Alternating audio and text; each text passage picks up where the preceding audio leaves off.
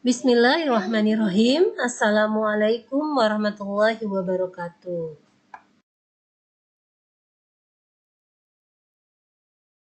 Kami dari kelompok 7 dengan anggota Dian Rusupi Samsi, saya sendiri, kemudian Jenny Mutiarawati Khoir, Majidah Kurota Aini, dan Rena Setianingsi. Pada kesempatan kali ini, kami akan menyajikan materi dari mata kuliah Psikologi Perkembangan dengan dosen pengampu Dr. Hawali Berna. Materi yang akan kami sajikan adalah tentang perkembangan kognitif dengan subbab yang akan kami bahas adalah pengertian dari kognitif, prinsip-prinsip dasar perkembangan manusia, peran otak dalam pembelajaran dan perkembangan, serta proses kognitif tingkat tinggi. Yang pertama yang akan kita bahas adalah tentang definisi dari kognitif. Kita mulai dari studi kasus terlebih dahulu. Ada 2 orang kakak beradik yang sedang asik bermain. Ya, namanya Filza. Filza berusia 3 tahun, tidak sengaja keluar pagar rumah dan hampir saja terserempet motor yang melintas di depan rumah. Lili, sang kakak, berusia 8 tahun, sontak berteriak dan marah kepada adiknya. Dengan wajah yang polos, Filza menatap Lili seakan bertanya, "Kenapa kakak tiba-tiba marah?" Dari kedua model kakak beradik dengan usia yang berbeda, memiliki cara berpikir yang berbeda pula. Pada anak usia 8 tahun, dia sudah mengetahui bahwa ketika anak kecil bermain di luar pagar sendirian, dan itu bisa membahayakan. Sedangkan pada anak usia 3 tahun juga memiliki cara berpikir yang berbeda. Mereka belum mengetahui bahwa bermain di jalan sendiri itu bisa membahayakan dirinya. Dari contoh di atas ada gambaran bahwa pada rentang usia yang berbeda, hanya 4 tahun, sudah banyak perbedaan cara berpikir atau tingkat pada anak. Untuk selanjutnya, kita akan membahas tentang pengertian dari kognitif. Banyak literatur yang mendefinisikan tentang kognitif ya. Nah, kognitif sendiri berasal dari bahasa Latin yaitu cognoscer yang berarti mengetahui. Kognitif berkaitan erat dengan proses berpikir dan proses memahami. Nah, dalam proses berpikir dan memahami tersebut tidak hanya melihat dan mencerna, namun ada alurnya. Ya, alurnya itu informasi yang didapatkan, diproses, kemudian diorganisir. Nah, bagaimana cara mengorganisir? Yaitu dengan mengkaitkan informasi-informasi yang didapatkan pada masa lalu, nah, dikaitkan dengan informasi yang didapatkan pada saat ini. Nah, sehingga salah satu definisi ini nih bisa mewakili pengertian kognitif yang sudah dijelaskan di atas. Bahwa perkembangan kognitif itu merupakan proses mendapatkan, memproses, merorganisir informasi yang terjadi pada individu serta bagaimana individu dapat menggunakan proses tersebut secara efektif dan efisien untuk memahami dunia. Nah, salah satu peran kognitif itu yaitu untuk menjalani kehidupan. Jadi, sangat erat kaitannya kemampuan kognitif seseorang dengan bagaimana dia mengatasi permasalahan dalam hidupnya. Seperti kita ketahui bahwa unsur-unsur kognitif itu sangat banyak. Ada atensi, ada memori, ada problem solving atau menyelesaikan masalah, ada decision making atau memutuskan masalah. Nah, unsur-unsur tersebut harus terpenuhi. Nah, jika salah satu unsurnya terganggu, maka akan terganggu pula unsur yang lainnya. Nah, dan perkembangan kognitif juga sangat berpengaruh pada kualitas hidup seseorang.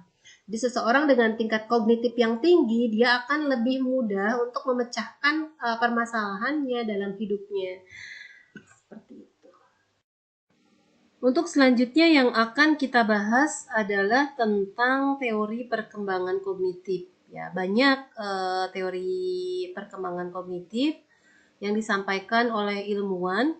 Namun yang akan kita bahas yaitu teori perkembangan kognitif yang disampaikan oleh Zin Fiase Jean Piaget dan Visconti. Nah, Jean Piaget sendiri merupakan salah satu ilmuwan psikologi yang paling berpengaruh dalam perkembangan kognitif, ya. Nah, Piaget sendiri merupakan tokoh yang pertama kali mengungkapkan bahwa anak itu bukan miniatur orang dewasa. Nah, pada zaman dahulu, ya orang tua zaman dahulu menganggap bahwa anak-anak itu memiliki kemampuan yang sama dengan orang dewasa, hanya badannya saja yang kecil, gitu ya. Jadi, padahal anak-anak itu memiliki dunia dan kapasitasnya sendiri. Nah, kadang-kadang kita memaksakan anak untuk berhasil menyelesaikan sesuatu, padahal mereka belum mampu melakukannya. Nah, seperti itu. Kemudian Piaget mengembangkan ide bahwa anak itu merupakan little science atau ilmuwan cilik. Nah, karena kesukaan mereka itu adalah bereksperimen, berkreasi, bereksplorasi, banyak bertanya. Nah, kadang-kadang mereka juga bertanya tentang hal-hal yang menurut orang dewasa tidak perlu ditanyakan, tapi bagi anak kecil itu tuh penting untuk mereka ketahui. Nah, seperti itu. Kemudian menurut Vygotsky bahwa Vygotsky itu lebih menekankan pada perkembangan budaya, bahasa, kemudian John Proximal Development. Dalam prinsip Vygotsky itu sendiri bahwa kognitif seseorang itu dipengaruhi oleh lingkungannya gitu ya. Apabila lingkungannya mendukung, maka perkembangan kognitifnya juga akan optimal. Seperti itu. Nah, dari sisi budaya ya, bahwa kemampuan kognitif seseorang itu dipengaruhi oleh budayanya ya. Misalnya saja orang Baduy dengan orang Jawa itu pasti memiliki perbedaan ya. Kearifan lokalnya berbeda, pengetahuannya berbeda, adaptasinya berbeda, cara survive-nya berbeda, sehingga perkembangan kognitif pun akan berbeda. Nah, yang selanjutnya adalah bahasa. Bahasa sendiri adalah suatu sistem komunikasi yang di dalamnya terkandung pikiran-pikiran yang dikirim dengan perantara suara ya, seperti itu. Jadi, maksudnya itu adalah untuk menyampaikan ide-ide kepada orang lain. Nah, hal ini juga sangat berpengaruh dengan tingkat kognitif seseorang. Yang selanjutnya adalah John Proximal Development. Apa itu John Proximal Development? Yaitu sebuah area di mana seorang individu itu memiliki batasan tertentu untuk mendapatkan keterampilan lebih sulit. Ya, butuh orang dewasa untuk mempelajari sesuatu. Misalnya, anak kecil itu membutuhkan sesuatu untuk membantu dia dalam mempelajari sesuatu. Misalnya nih, anak berusia 3 tahun ingin menggunting. Nah, dia tidak bisa sendiri. Kita harus mendampinginya, mungkin memegang ke kertasnya supaya dia bisa melakukan hal tersebut. Untuk selanjutnya itu adalah tentang perkembangan isu dalam perkembangan kognitif. Apa saja isu dalam perkembangan kognitif? Yang pertama adalah jadi apa saja sih dalam yang berkembang di masyarakat itu tentang perkembangan kognitif ya. Nah, ini kadang-kadang menjadi perdebatan dan belum ada juga penyelesaiannya. Jadi memang karena banyak teori dan ahli-ahli juga setiap ahli-ahli juga ada teorinya gitu, setiap ini ada teorinya. Nah, misalnya di sini nature vs nurture. Nah, apakah perkembangan kognitif itu lahir dari keturunan atau genetika atau faktor lingkungan di mana seorang tinggal dan pengalaman sepanjang hidupnya. Nah, masing-masing punya teori ya, teori yang dikemukakan oleh para ahli ya. Bahwa ada juga yang menyampaikan bahwa perkembangan kognitif itu diturunkan apabila orang tuanya pintar, maka diturunkan kepada anaknya. Kemudian ada juga yang menyatakan bahwa perkembangan kognitif itu adalah faktor lingkungan. Jadi di mana dia tinggal itu juga akan mempengaruhi perkembangan kognitif anaknya. Nah, yang selanjutnya adalah pengalaman atau experience vs maturation, atau apakah pengaruh pengalaman atau pengaruh pematangan ya. Jadi semuanya juga benar ya, karena ada teorinya bahwa bukti-bukti. Nah, semuanya nah ini juga mengalami perdebatan ya. Dan para ahli juga punya bukti-bukti yang keduanya, dan perdebatan itu juga seperti itu. Apakah dari pengaruh pengalaman atau karena pematangan individu? Pematangan. Pematangan itu apa sih? Nah, kemudian yang selanjutnya adalah apakah kompetens atau performance. Jadi apakah kognitif itu adalah sesuatu menilai kemampuan sesungguhnya, kemampuan sesungguhnya cenderung lebih baik, apakah atau kemampuan saat diuji gitu. Apakah perkembangan kognitif itu adalah kemampuan yang sesungguhnya atau kemampuan yang pada saat diuji. Nah, pada saat itu kemampuan bisa saja seseorang anak yang pintar ketika dia merasa tegang ya, ketika dia ujian dia merasa tegang atau dalam kondisi sakit. Nah, bisa saja nilai dia itu tidak sesuai dengan kondisi kognitif anak tersebut. Nah, itu mungkin yang saya sampaikan nanti untuk materi selanjutnya ya, untuk tadi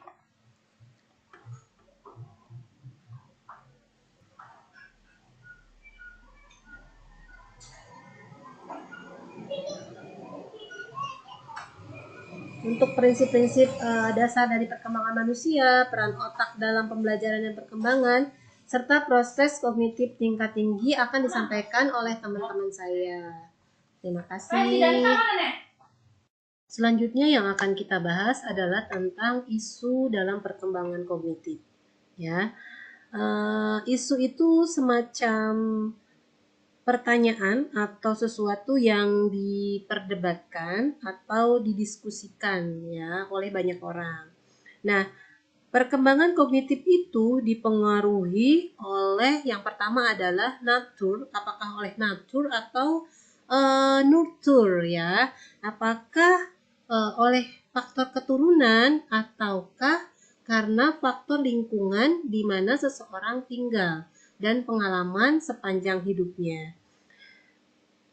Jika seseorang mampu menyelesaikan masalah, apa karena keturunan, ya, atau karena lingkungannya? Nah, di perdebatan ini belum menemukan jawaban karena semuanya didukung dengan teori dan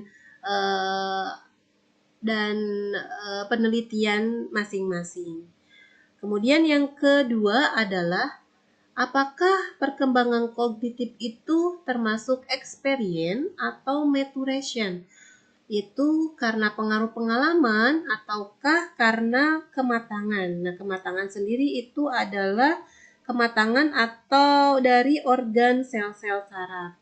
Nah, yang selanjutnya adalah apakah perkembangan kognitif itu sesuatu yang kompeten atau performance ya.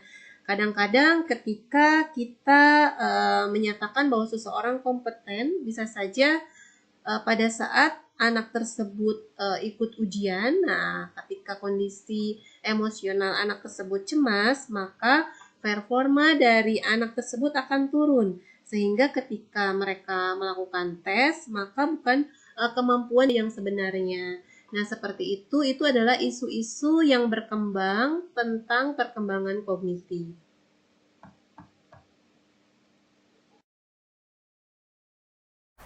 Bismillahirrahmanirrahim. Baiklah, Ibu Hawa, Ibu dosen, dan teman-teman sekalian, saya akan melanjutkan presentasi dari Ibu Dian. Perkenalkan, nama saya adalah Rena Stianingsi dengan NPM 2021 727 0053. Nah, di sini saya akan mempresentasikan tentang materi prinsip-prinsip dasar perkembangan manusia. Sebelum kita lanjut ke materi tersebut, ada baiknya kita saksikan video berikut ini.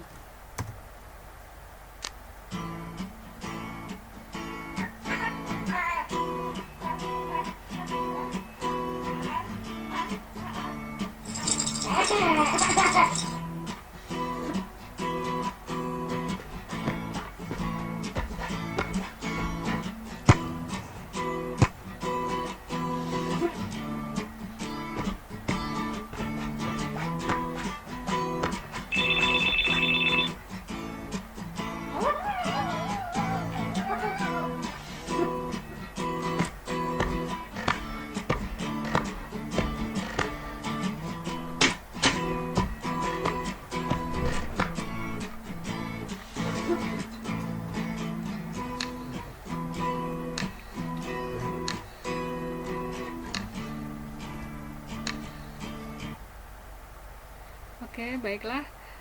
Setelah kita saksikan bersama video barusan, bisa kita tarik kesimpulan bahwa setiap manusia itu memiliki masa perkembangan yang sama, yaitu dimulai dari masa bayi atau balita, berlanjut ke masa anak-anak, lalu remaja, dewasa, sehingga menjadi manula.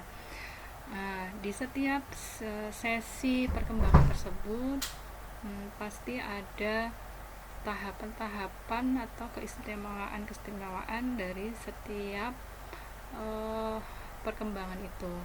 Baiklah, kita lanjutkan materi kita tahap ini, yaitu dengan mengemukakan beberapa pendapat atau teori tentang prinsip dasar perkembangan manusia menurut beberapa ahli.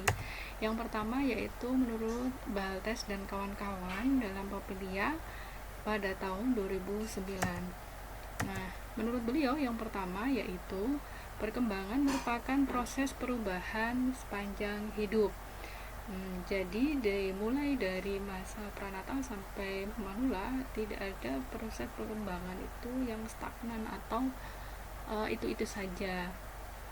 Dari rentang kehidupan tersebut dipengaruhi oleh apa yang terjadi pada periode sebelumnya dan akan mempengaruhi periode berikutnya. Yang kedua, perkembangan berlangsung dalam banyak dimensi atau multidimensional. Artinya bahwa perkembangan itu terjadi pada dimensi biologis, psikologis, dan sosial. Lalu yang ketiga, perkembangan berlangsung dalam lebih dari satu arah atau multidirectional. Sejalan dengan meningkatnya kemampuan di suatu area, seseorang mungkin akan mengalami penurunan dalam area yang lain dalam waktu yang bersamaan.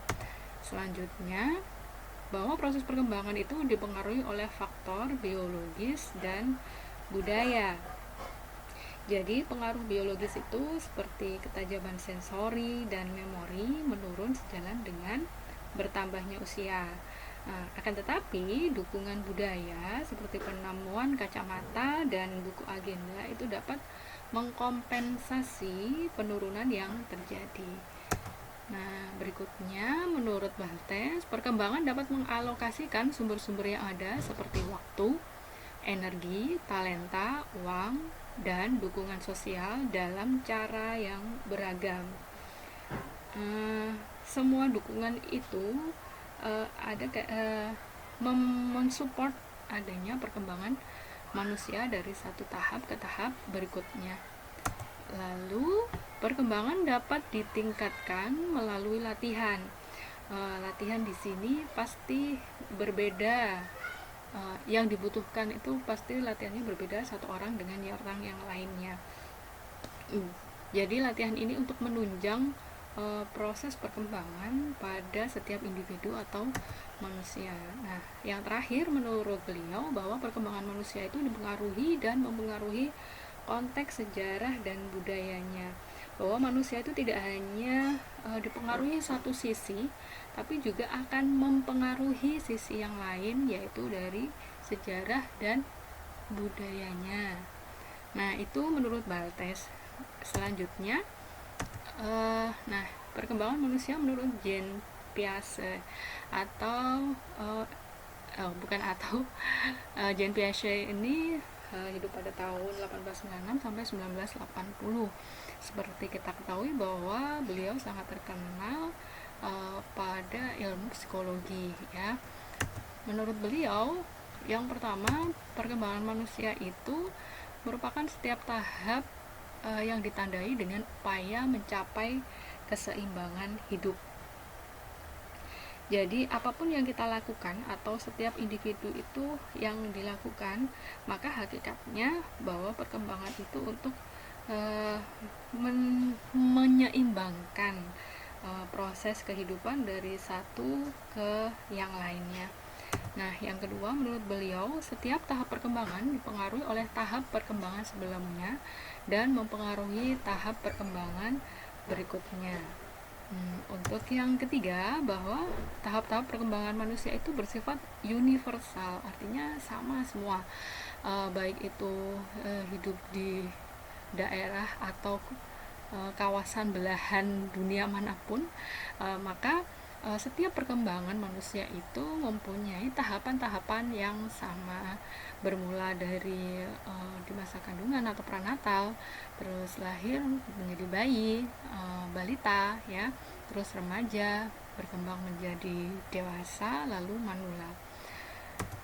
Selanjutnya, setiap tahap perkembangan sebagai proses menjadi secara integratif. Nah, ini adalah empat hal yang dikemukakan oleh Jean Piaget. Nah, selanjutnya teori yang dikemukakan oleh Syamsul Yusuf pada tahun 2003. Menurut beliau, yang pertama, bahwa perkembangan itu merupakan proses yang tidak pernah berhenti, lifelong, ya. Development is lifelong. Jadi tidak ada hakikatnya satu individu pun jika dia masih bernafas itu akan berhenti proses perkembangannya. Nah, yang kedua, semua aspek perkembangan itu saling berhubungan atau mengikat satu dengan yang lain, saling mempengaruhi satu aspek dengan yang lainnya, tidak ada yang berdiri secara sendiri, ya. Lanjut, yang ketiga yaitu perkembangan terjadi pada tempo yang berlainan. Jadi bisa terpisah-pisahkan begitu, ya. Yang keempat, menurut beliau bahwa setiap fase perkembangan itu mempunyai ciri khas yang berbeda. Jadi setiap satu tahap perkembangan itu punya spesifikasi sendiri yang menjadi ciri bahwa tahap itu berbeda dengan tahap berikutnya atau sebelumnya. Yang kelima, setiap individu normal akan mengalami tahapan atau fase perkembangan. Jadi tidak ada yang berhenti pada satu titik perkembangan, ya. Nah, yang keenam, menurut beliau, perkembangan mengikuti pola atau arah tertentu. Jadi setiap individu yang berkembang itu ada pola tertentu yang dia ikuti, pasti ya dipengaruhi oleh sejarah atau budaya dari lingkungan sekitarnya. Nah, ini adalah beberapa yang bisa saya ungkapkan berkaitan dengan perkembangan manusia menurut beberapa ilmuwan. Nah, selanjutnya untuk subbab selanjutnya dilanjutkan oleh Ibu Mazidah. Sekian dari saya. Wassalamualaikum warahmatullahi wabarakatuh. Selanjutnya, saya Mazidah Kuruta ini akan menjelaskan peran otak dalam pembelajaran dan perkembangan. Otak merupakan salah satu sistem saraf pusat yang sangat penting karena otak mengendalikan seluruh kerja tubuh. Di dalam otak terdapat miliaran sel saraf atau yang disebut neuron. Neuron sendiri memiliki peran untuk mentransfer semua informasi ke seluruh tubuh. Otak berperan penting dalam pembelajaran dan perkembangan karena otak yang sehat akan menunjang aktivitas kita dalam berpikir dan berkelangsungan. Otak memiliki 3 bagian. Yang pertama adalah otak depan, atau forebrain cerebrum, kemudian ada otak tengah, midbrain atau batang otak, dan otak belakang hindbrain atau cerebellum. Nah, yang pertama adalah cerebrum. Cerebrum ini merupakan bagian otak terbesar dan sangat penting karena di dalamnya terjadi pemrosesan informasi dan penyimpanan memori, sehingga hal itu sering dikaitkan dengan kecerdasan manusia dan digunakan untuk proses pembelajaran. Otak depan atau cerebrum ini memiliki dua bagian, yaitu hemisfer kanan dan hemisfer kiri, atau yang umumnya terkenal sebagai otak kanan dan otak kiri. Nah, untuk otak kanan dan otak kiri akan dijelaskan di slide selanjutnya ya. Kemudian ada midbrain atau otak tengah atau batang otak. Batang otak ini sebagai tempat penerimaan dan pengintegrasian beberapa informasi sensori seperti pendengaran dan penglihatan. Letaknya ini dia sejajar dengan mata dan telinga, sehingga segala stimulus yang berupa sensoris pendengaran dan penglihatan nanti diproses di sini lalu diteruskan ke cerebrum untuk diproses. Nah, di sini juga sebagai pusat koordinasi gerakan tubuh seperti melompat, berlari, dan gerakan lainnya. Sehingga otak tengah juga atau otak tengah atau batang otak juga memiliki peran dalam homeostatik atau keseimbangan tubuh. Nah, kemudian ada juga otak belakang atau cerebellum. Cerebellum ini sejajar dengan telinga, ya, letaknya letaknya itu dekat dengan telinga, sehingga dia fungsinya mengordinasikan gerakan dan keseimbangan juga sensoris. Sensorisnya berupa auditory. Nah, kemudian mengordinasi gerakan karena pada otak belakang ia menerima stimulus informasi yang berasal dari persendian dan otot. Nah, kemudian sehingga dia juga berfungsi sebagai keseimbangan tubuh. Nah, kemudian selanjutnya ada hemisfer cerebrum kiri dan hemisfer cerebrum kanan atau yang terkenal sebagai otak kiri dan otak kanan. Ya, selanjutnya otak kanan, ya, kerja otak kanan dia lebih kepada berpikir secara acak, tidak terduga, holistik, intuitif dan variatif. Sehingga otak kanan ini menghasilkan intelijensi pada bidang kreativitas, konseptual, inovasi, gagasan, gambar, warna, musik, irama, melodi, bermimpi, berkaitan dengan kreativitas. Sedangkan belahan otak kiri itu cara berpikirnya lebih dominan kepada berpikir secara logis, rasional, detail, dan teratur. Sehingga pada bagian otak kiri ini memiliki intelijensi pada bidang matematika, bahasa, membaca, menulis, logika, urutan, sistematis, dan analitis. Nah, di sini juga disebutkan bahwasanya jutaan dendrit. Dendrit itu adalah ujung dari sel saraf atau neuron ya. Kalau misalnya otak kiri lebih ke short term memory, sedangkan otak kanan lebih kepada long term memory. Nah, kemudian kalau tadi bagian hemisfer dari cerebrum, sekarang adalah cerebrum pada bagian korteks cerebral. Korteks cerebral ini ya berada pada bagian luar cerebral. Dia terbagi menjadi 4 lobus yang memiliki masing-masing peran dalam kerja sensoris pada alat indera dan fungsi kognitif. Fungsi kognitif ini digunakan untuk proses pembelajaran seperti kemampuan berbicara dan membaca. Nah, kemudian untuk sensorisnya tentu saja dia penciuman, pendengaran, penglihatan, dan pengecapan. Nah, pada korteks cerebral ini juga sebagai tempat penyimpanan memori. Ada di bagian korteks cerebral yang bernama hipokampus, merupakan tempat menyimpan short-term memory atau memori jangka pendek. Sedangkan ketika memori tersebut ingin dibuat menjadi jangka panjang, memori yang sudah terbentuk pada hipokampus akan dikoneksikan menuju korteks cerebral. Ya, nah biasanya penyimpanan short term memory dan long term memory ini berkaitan dengan proses pembelajaran ya. Jika ingin membuat siswa memiliki long term memory atau memori jangka panjang terhadap sebuah pembelajaran, dibutuhkan proses pembelajaran yang bermakna di mana melibatkan siswa dalam proses pembelajaran. Nah, kemudian peran otak dalam perkembangan manusia. Kita sudah belajar bagaimana fungsi-fungsi bagian otak yang menunjang kegiatan belajar. Sekarang kita membahas bagaimana peran otak dalam perkembangan manusia. Di sini ada gambar bayi ya, dari bayi lalu ini ada foto bayinya sudah menjadi balita. Nah, perkembangan manusia itu seiring dengan perkembangan otak manusia, di mana otak manusia yang sehat, normalnya fungsi perkembangan otak manusia itu seiring dengan tumbuh kembang manusia. Ya, jika otak sakit, maka manusia pun tidak bisa berkembang. Karena kembali lagi ke teori awal, otak adalah pusat yang mengendalikan tubuh manusia. Nah, kita tahu neuron otak memiliki neuron ya. Dari bayi di dalam kandungan itu sudah memiliki neuron ya sampai bayi itu lahir dan dewasa. Ketika dewasa, neuron tersebut memperbanyak diri mengikuti perkembangan tubuh. Bisa dilihat pada animasi berikut ya. Pada anak umur masih 2 bulan, neuronnya sedikit. Ketika dia menjadi 1 tahun sudah bisa berbicara, neuronnya semakin banyak dan memiliki akson-akson yang panjang. Ketika 3 bulan, ketika umurnya 3 tahun, tentu saja bisa dilihat di sini ya, eee jumlah sel neuronnya itu semakin banyak, ya. Nah, ini dikaitkan dengan pembentukan neuron, yang belum matang menjadi neuron yang matang, ya. Jadi pada newborn ya, itu terdapat immature neuron yang sangat banyak, ya. Nah, ini adalah neuronnya, ini selnya, ini nukleus inti selnya. Nah, dia memiliki akson. Akson itu adalah sel yang menjulur panjang, yang tugasnya itu mentransfer sinyal informasi yang didapat dari stimulus yang diberikan.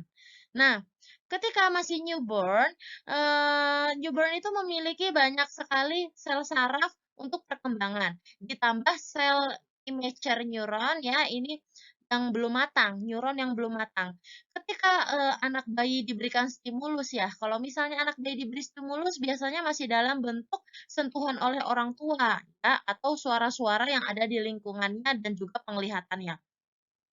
Nah, ketika diberi stimulus, maka si neuron ini mulai tergerak ya menjadi mulai berkembang menjadi mature neuron, new mature neuron atau sel neuron yang matang. Nah, sel neuron yang matang dia akan menjalarkan aksonnya dan juga menumbuhkan dendritnya untuk menyampaikan informasi stimulus ke otak.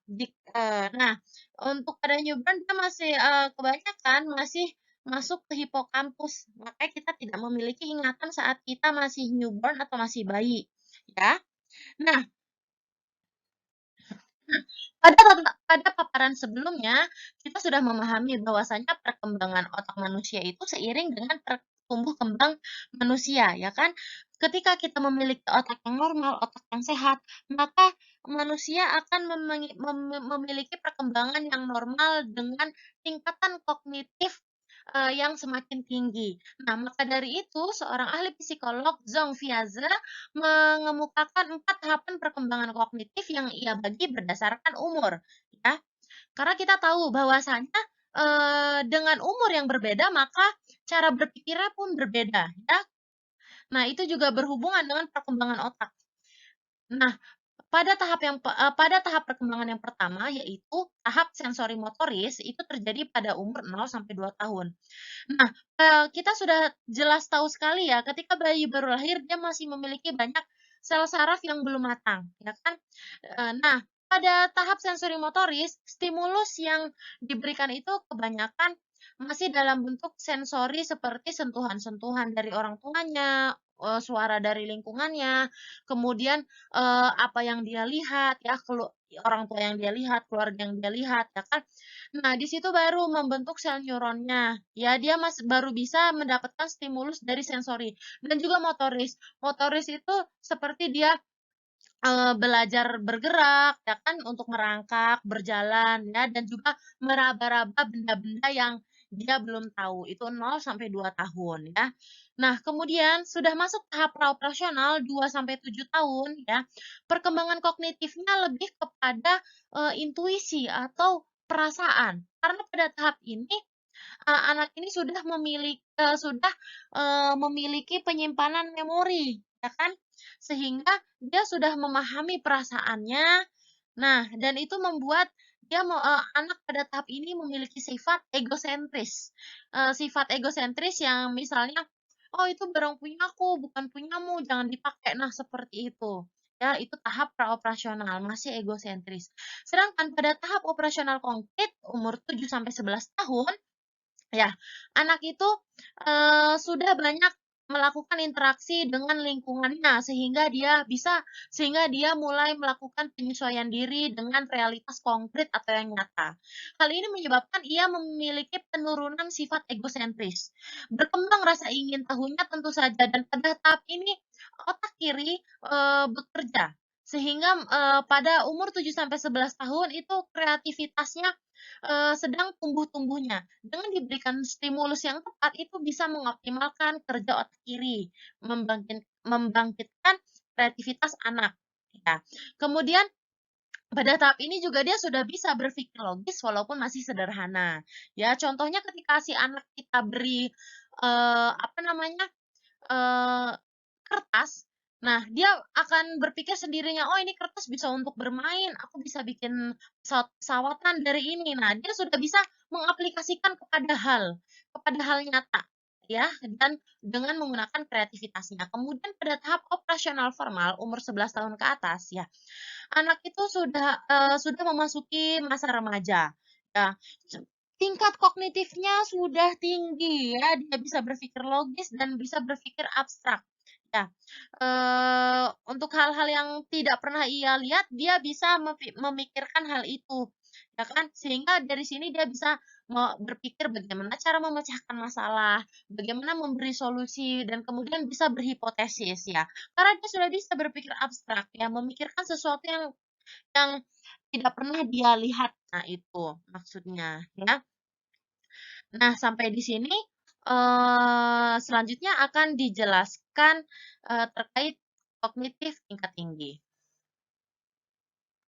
Perkenalkan, nama saya Jenny Mutiarawati Khair dengan NPM 2021 7270031. Saya akan melanjutkan penjelasan dari kawan saya sebelumnya. Ya, ini tentang proses kognitif tingkat tinggi.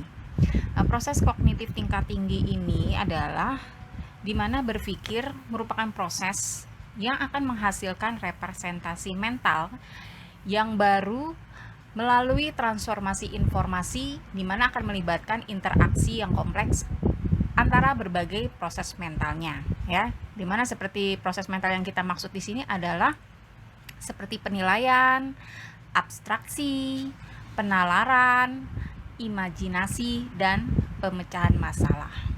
Selain itu juga berpikir tingkat tinggi di sini yang kita harapkan ini adalah proses berpikir yang membuat seseorang itu mampu memanipulasi informasi dan ide-ide yang ada di dalam pikirannya menjadi sebuah pemikiran atau pemahaman baru. Pembelajaran yang berorientasi pada keterampilan berpikir tingkat tinggi itu membutuhkan pembelajaran yang melibatkan 3 aspek. Yang pertama, itu transfer knowledge, ya. Terus critical and creative, dan yang terakhir itu problem solving. Keterampilan berpikir tingkat tinggi juga ini sebagai transfer knowledge keterampilan berpikir tingkat tinggi sesuai dengan ranah kognitif, afektif, dan psikomotor yang menjadi satu kesatuan dalam proses belajar dan mengajar. Pengkategorian HOTS di dalam tingkatan ini ada lower order thinking skill dan higher order thinking skill. Ini ada batasannya, ya. Nah, HOTS ini berada di area analyze, evaluating, creating. HOTS merupakan suatu kemampuan berpikir yang tidak hanya membutuhkan kemampuan mengingat, tidak hanya membutuhkan kemampuan memahami atau menerapkan saja, tapi sudah pada tahap kemampuan di mana diharapkan sudah mampu menganalisa, mengevaluasi, dan berkreasi atau menciptakan sesuatu hal yang baru. Baik, berikutnya bisa kita lihat di layar tentang tingkatan level dari taksonomi Bloom. Ini ada C1, C2, C3, C4, C5, C6. Nah, di level proses kognitif tinggi yaitu HOTS ini levelnya kita mulai dari C4, C5, dan C6.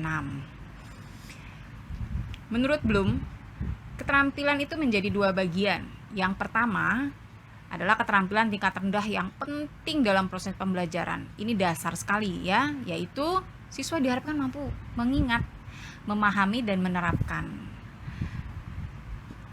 Tapi yang akan kita harapkan ini bukan di level C1, C2, C3-nya, tapi pada level C4 sampai C6, di mana keterampilan berpikir tingkat tinggi HOTS akan melibatkan proses berpikir kompleks dalam menguraikan materi, mampu membuat kesimpulan, membangun representasi, menganalisa, membangun hubungan yang melibatkan aktivitas mental yang paling dasar. Ini ada 5 kompetensi yang dituntut dalam keterampilan berpikir tingkat tinggi, yaitu tadi kemampuan berpikir kritis, kreatif dan inovasi, kemampuan berkomunikasi, kemampuan bekerja sama, dan yang terakhir adalah terciptanya kepercayaan diri. Kata kerja operasional yang kita gunakan dalam pembuatan soal HOTS itu adalah misalnya pada C4 ya, ini ada kata-kata mengaudit, mengatur, menganimasi, mengumpulkan, memecahkan, menegaskan, menganalisis, dan seterusnya. Bisa saudara baca sendiri. Kemudian pada level mengevaluasi atau C5 ini kita bisa menggunakan kata-kata dari membandingkan, menyimpulkan, menilai, mengarahkan, memprediksi, memperjelas, dan seterusnya. Kemudian di level yang paling tinggi, ini adalah level C6, kita bisa menggunakan kata kerja operasional dengan penggunaan kata mengumpulkan, mengabstraksi, mengatur, menganimasi, mengkategorikan, membangun, dan seterusnya. Adapun kelebihan dan kekurangan dalam penerapan HOTS ini bisa kita lihat bersama. Kelebihannya ada pada pembelajaran yang menjadi lebih atraktif, lebih menarik. Namun kekurangannya jelas ini akan memerlukan pendampingan dari guru dan orang tua dalam pelaksanaan. Kemudian kelebihannya lagi itu dapat meningkatkan kemampuan kognitif dalam mencari informasi, juga akan diimbangi dengan keterampilan mempresentasikan. Namun, ini kembali lagi kekurangannya adalah harus perlu pendampingan dari guru dan orang tua. Kemudian yang terakhir, ini kelebihan dari penerapan HOTS itu siswa lebih antusias dan terlihat secara mendalam terlibat dalam proses pembelajaran. Nah, kekurangannya jelas ini akan membutuhkan waktu yang cukup lama. Baik, sekian presentasi dari kelompok 7. Kami tutup dengan mengucapkan alhamdulillah, wassalamualaikum warahmatullahi wabarakatuh.